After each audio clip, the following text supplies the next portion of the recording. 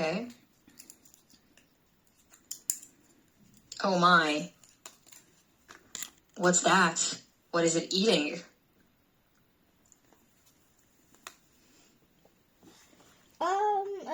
A candy wrapper that looks like Okay. a piece of metal. Okay. Is it supposed to eat that? I don't know. It just likes to eat things. Okay. That makes sense.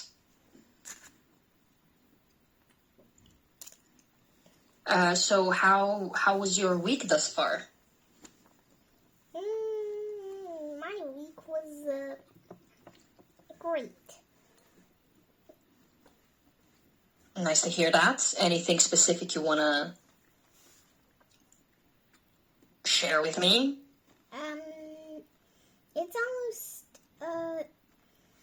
It's almost time.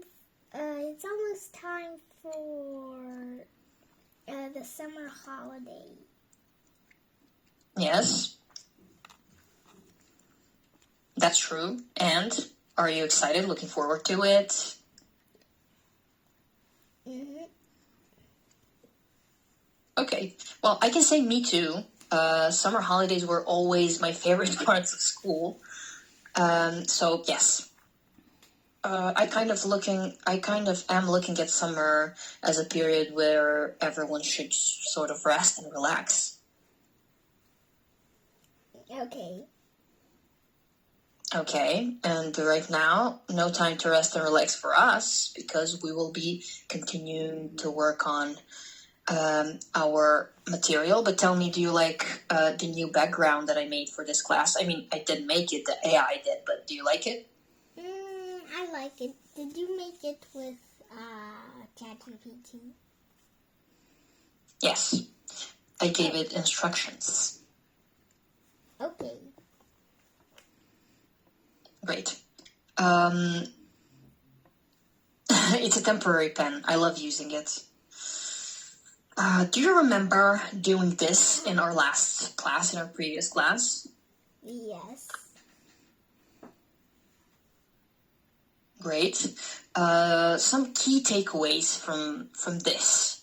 We have never before, and we have something that's called very dramatic and urgent outlook on this, and something that's more neutral. So when we have inverted order in the sentence, something becomes very dramatic. When it's in the normal order, it feels more neutral or slightly formal. This is something you understand. Is this correct? Am I correct? Yep. Great. I'll take a sip of water as well. Are you drinking water? Okay. Great. Moving on. Still in the introductory phase of this, translating visual hazard into academic propositions. We have a map here. What do you see on this map? Let's take a better look. This is the planetary risk zone. What does it talk about? There's a lot of earthquakes here, I think. Okay.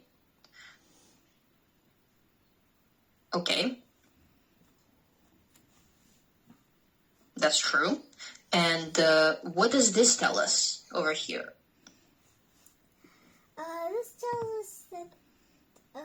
This tells us where it has this tells us it looks like a status that tells you about something. I think it's about earthquakes. Okay, so we have different colors for different what?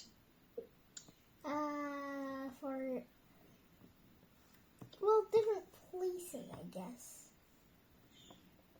Okay. Different meanings. This part here that shows you colors and what they signify, we call that legend. Each map has its own legend, and it tells you what these colors signify. As you beautifully said, very high seismic hazard. We have the darkest or the strongest shade of red. As it goes to low, it becomes more and more pale or even transparent. So now that we have this seismic map, is there a lot of seismic hazards in China, you think? No, however, yesterday, a house caught on fire. Oh, in China? Mm-hmm. Somewhere near you, or? Somewhere near where I live. I think it's Okay. B20. Uh, No, it's not B20. Whoa. We're in B20. Okay. I think it was B17. Hopefully everyone's okay. Yeah, there's probably nobody in there. Yeah. I'm very sorry. Okay, so when we look at Tokyo and when we look at Japan in general, Japan is very famous for being very shaky ground. There's a lot of seismic activity there, a lot of earthquakes. So every year, or pardon, multiple times a year, we have a lot of earthquakes. Have you ever heard of any Japan disaster? No, I did not. Okay, that's even better maybe. Now, I love when you write something for me on the board, like you wait for me to just take a look at that. All right, looking at this map, are you familiar with maps at all? Do you know how to read them? Nope. No, not at all. Do you have a map in your home? A map of anything? I only have a map of words. Okay. English words. Well, that's great. I love a map of words. Very important. Here, as you can see, we have different tones. Low, moderate, high, very high. We will focus on some of the parts here. First, at risk of disastrous quakes. Can you read this back to me? At risk of disastrous quakes. Okay. If you look at the map, what is at risk of disastrous quakes?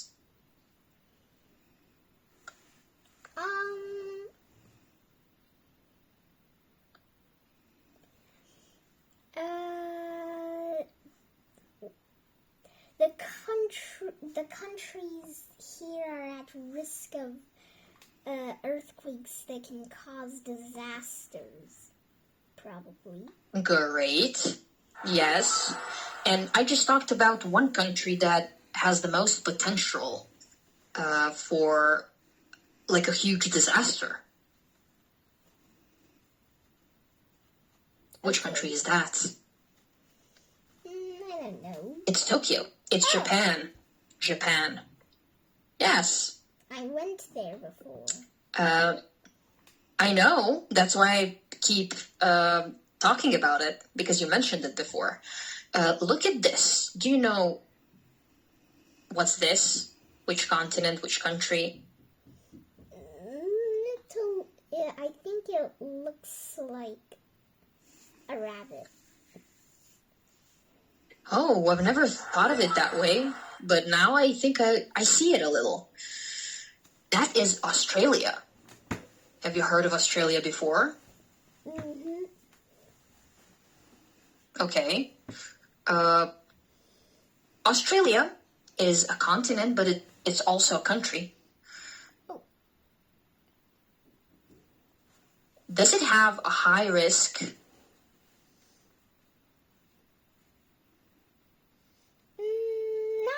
of disastrous quakes? Not very. Not. Okay, which word here on the scale would you use to describe the risk? Low. And? A little bit moderate. Okay, very good. In comparison to Japan, Australia has moderate probability. What does this mean? This means that It's not low, it's not high. it's just okay. Oh, is it okay? It's just something. It's not low. It's not high. Then it's probably. Okay. It's probably. Okay, I'm not gonna. It's probably gonna be in the middle. Usually, if you say it's not low and it's not high. Yes, very good. Okay. What if I asked you to describe Australia's hazard level? So this is hazard level. We have levels here. Can you describe Australia's hazard level using this academic phrase? You can start with Australia. Pardon? I don't know what that word means. Moderate or probability or both? Moderate. Okay. So if we look at the scale here, low is just, you know what low means. Yep. We will use this scale to even look at the colors of the scale. This will help you distinguish between something. Moderate means not too much, not too little. It means average or reasonable. It usually means medium. Think of it as a medium. Okay. Look at this. I know this is just basically something to explain something. You don't need to know what it means, but it's something medium, okay? Okay. Perfect. Moving on. If I tell you that Australia has a moderate probability of hazard disaster, and Japan has a very high risk. Very high risk that might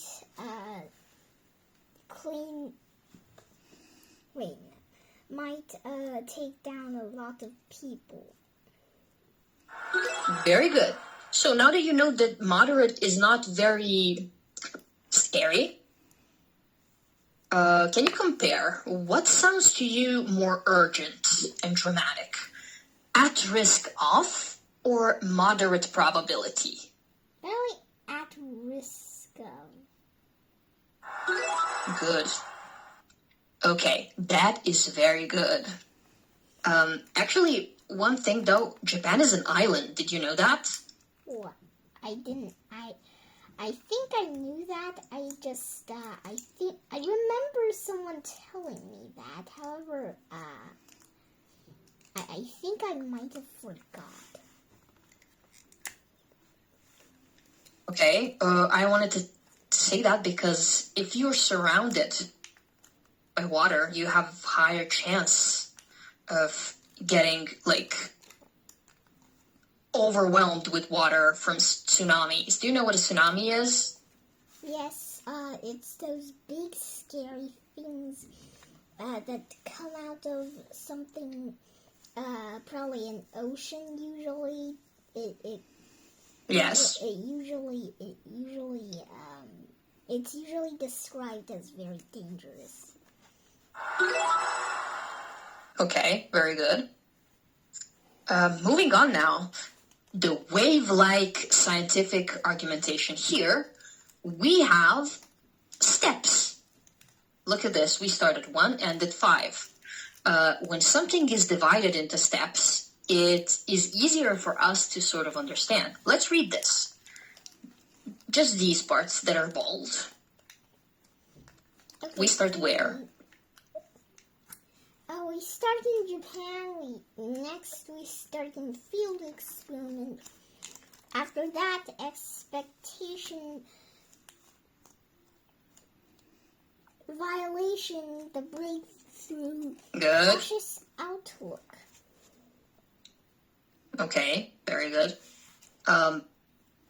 When we take a look at these this looks like a map in a way. It has a beginning and an end, and it shows where something goes, right? Mm-hmm. Okay. When we talk about Japan, earthquakes may follow detectable patterns here. So what does this mean? That if some earthquakes can keep happening in the same ways, so we might notice something here. And if we know a pattern, we can predict it. Oh. If you keep doing your homework in the same way every time, I will be able to tell, by the next homework, I'll be able to tell what you'll write in the next one. If I give you a topic, I can already know what to expect from your homework because you write in detectable pattern. You start with an intro, you draw a cat somewhere or a squirrel somewhere. You have a witty silly phrases that you like to insert in your writings that I really like to read. And yeah, I can predict your homework tasks and assignments. I will predict how they will look.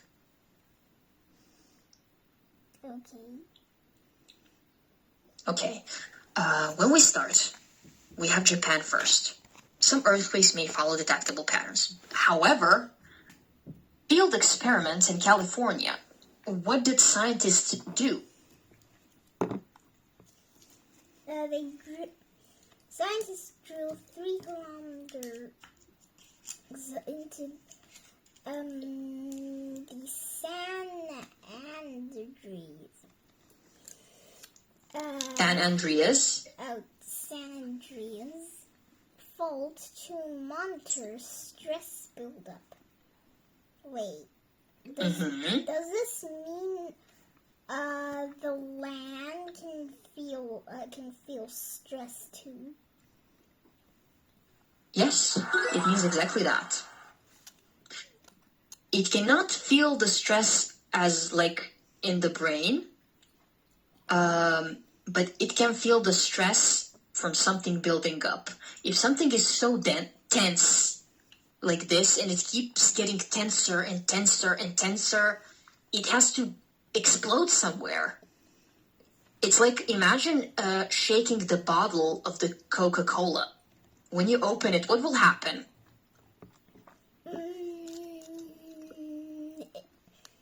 It will explode.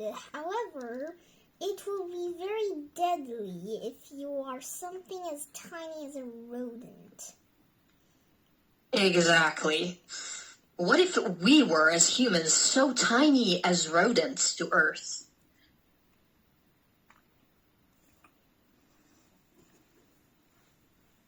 Maybe some of these activities that Earth will provide could be deadly for potentially a lot of people. Maybe. We can't really protect ourselves from something that Earth does, can we? Usually for volcanoes, you can't really predict what happens. For earthquakes, though, you can do it. Just sometimes you might forget to do it. If you forget to do it,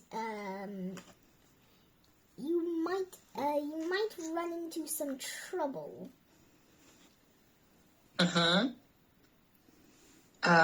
That's true. So I'd like to start from the beginning again. First, scientists discovered that earthquakes in Japan are kind of making sense. They keep repeating in the same ways, or the similar ways. After that, scientists drill a hole, 3 kilometers, that's a very deep hole, to monitor stress buildup. And what happens in the middle of their trajectory of discovery?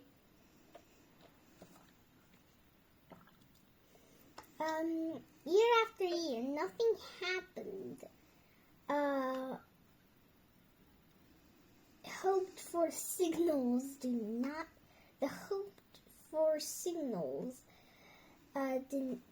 appear, which is bad.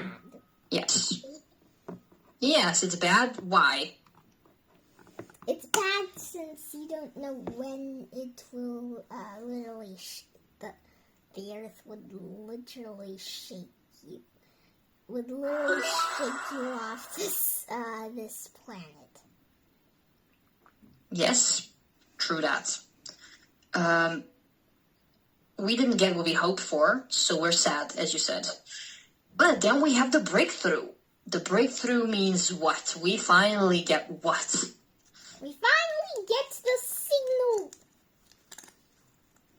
Yay! Yay! So what happens?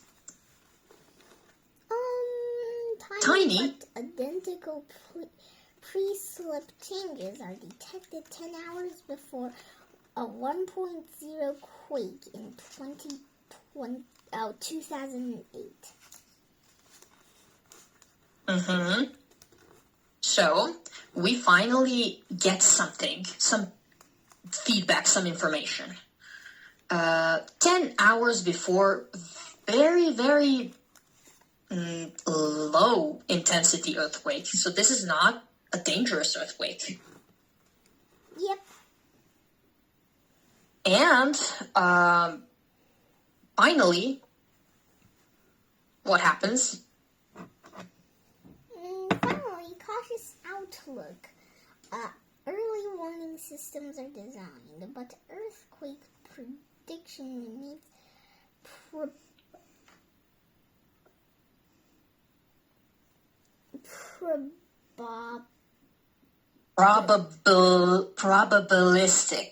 Oh, it means probabilistic, not certain. Yes, so this lead us to finally have some sort of prediction about earthquakes, but still just on the level of probability, not very 100% sure. But still, this is a good thing, I think. What do you think? I think this is at least better than nothing.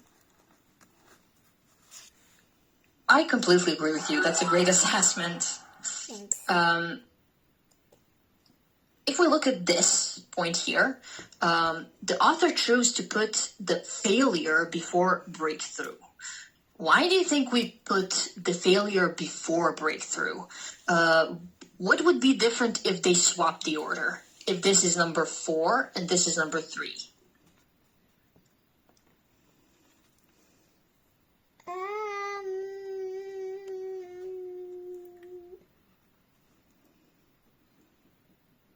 Well, the problem wouldn't exist. Okay, good point. We wouldn't have a problem. But if we had a breakthrough here, and then we disappoint ourselves, that is just such a hard disappointment. Yes. Because it's different now, and we're not as disappointed. We are, but we would be much more disappointed that this happened afterwards, after the breakthrough we had. In this point here, in our map, sort of, can you find a word that tells us that we are about to be disappointed? Probably here. Why do you think there? Hoped for. Since you can see that they hoped for this, usually when people didn't get what they hoped for, they would be very, very sad. Amazing. Great assessment. Let's take a short break. I'll meet you back here in 5 minutes, okay? Okay. See you.